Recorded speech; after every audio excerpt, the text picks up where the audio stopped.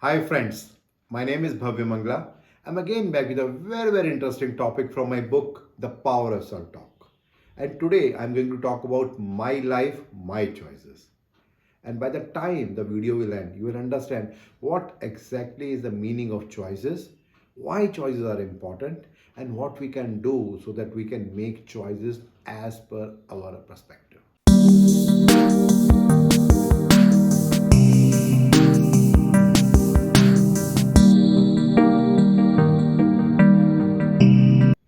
When we are flying, you must have seen that at times when the plane is taking off or when the plane is landing, at both the times, maybe sometime it happens that the landing and the when we are downloading is very smooth, but at times it happens it's very rough and we all get agitated by that. But in between the takeoff and the landing, you will find that people are enjoying, people are talking to each other, doing networking, eating, sleeping, maybe cribbing about the plane, looking out the window, and all those things. Something similar happens in our life also. We don't have any control about our takeoff and landing, but we have a control in between. You must have seen that when we are born, we don't know we are going to born. We are not very sure about ethnicity, about the country, language, color. That's not in our control. Something similar is our death also. Maybe we may want that when I die, I should die instantly, but practically that does not happen. But something there is in between which is in our control, and that is our choice. What we want to do, how we want to live our choice. Well, someone has very rightly said that life is about choices. Some we regret, some we are proud of, some will haunt us forever. The message we are, what we choose to become. In fact, to talk a little bit more about it, sometime in life also we have some very strange and unexpected event like COVID, the recent earthquake in Turkey and Syria, or maybe the war which is going on between Ukraine and Russia. Nobody knows, nobody had ever thought that in their lifetime something like that can happen, but it has happened. But the most important thing is what is our choice at this point of time, what we are doing. To talk about the routine life and the normal things, you may be seeing in our day to day life that people are talking false and still they are getting benefited. Now you've got two choices. One, that whether you want to be like that, you also want to speak the which is not truth, something which is false, and then can be successful like them, or you want to be in minority and you want to say what you think is right. The choice is in your hand. Yes, there is a possibility that when you are not with the majority, you may have to face some consequences. But then again, it's a choice that you are making. Or maybe a very simple thing in life that you're driving your car and somebody hits you. Now, the other party is coming out and then shouting and using the abusive words. Again, you have a choice. Whether you want to hit back, whether you want to use the same abusive word, shout loudly, or you want to be calm, relax, and you want to say whatever you want to say, but in a relaxed manner, in a smile manner. The choice is with you. But very interestingly, these days we don't often use our choice. Many a times, even for some very small things, like even when you're buying something, a shirt or a jeans, we want our friend or a colleague or a spouse to tell us that what is the right thing that we should buy. We don't feel enough empowered that we can decide what we want to buy. Someone has very rightly said that when we are thinking about buying something, then at times we have to make some hard choices, but that makes our life easy. But when we have easy choices, we make our life hard. So that brings a very interesting question at this particular time, that why making a choice is important in our life.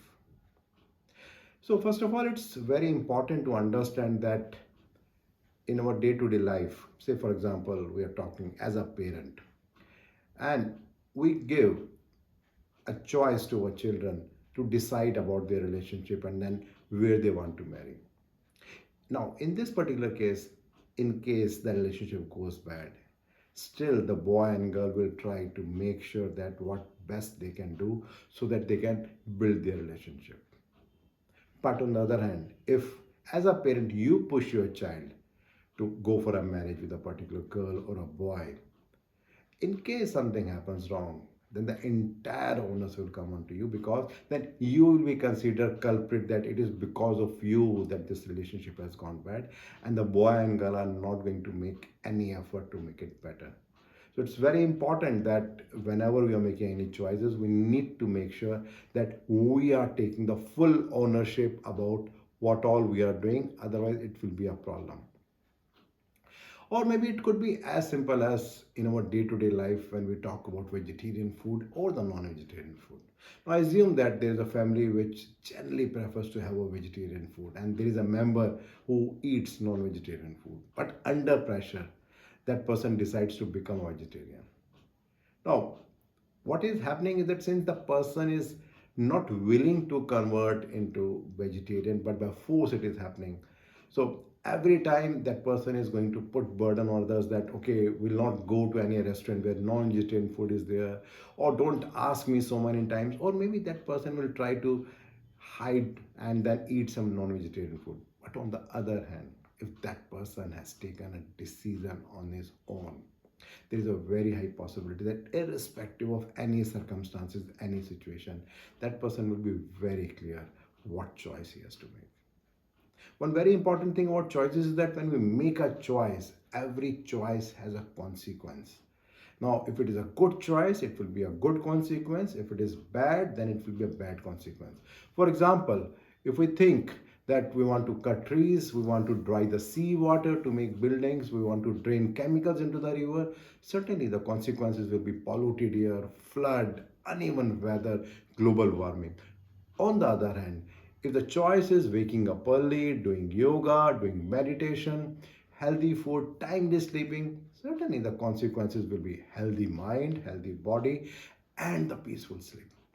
Stephen R. Covey said a wonderful thing. He said that we are free to choose our actions, but we are not free to choose the consequence of these actions.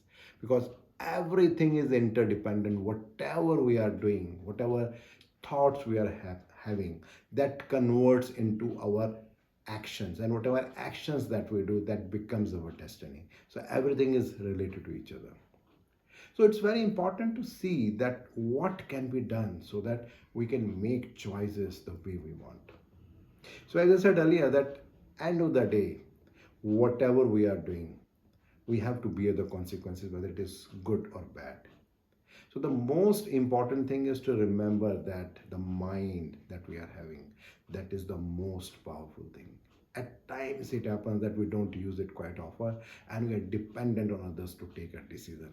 But if we decide that we have to use our mind, maybe in the beginning we have some challenges.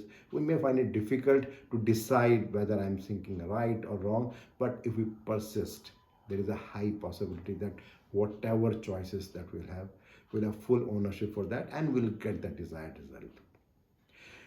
And in fact, spirituality is the wonderful thing to inculcate the best habits about choices. When we talk about positive self talk and meditation, it helps the person to slow down a little bit whatever is happening in the mind. And when the mind is a little bit slowed down, at that time it is very easy for a person to think and decide what is right and what is wrong for me. Even if still a person takes a call that I want to do wrong, it's fine. But then at that time, that person is taking the ownership, and that person is not going to blame any other person for whatever consequence that is going to come. Well, someone has very rightly said that the only person who can change is yourself. Accepting others as they are is the first step in the true happiness. So we need to see that how we can make our choices as a part of our life so that we can get the desired result. Someone has very interestingly said that being a male is a matter of birth, being a man is a matter of age, being a gentleman is a matter of choice. Well, I am challenging myself every day to become a better person, to make my own choices and become ownership for that. What you are doing. I'm looking for your feedback. Thank you.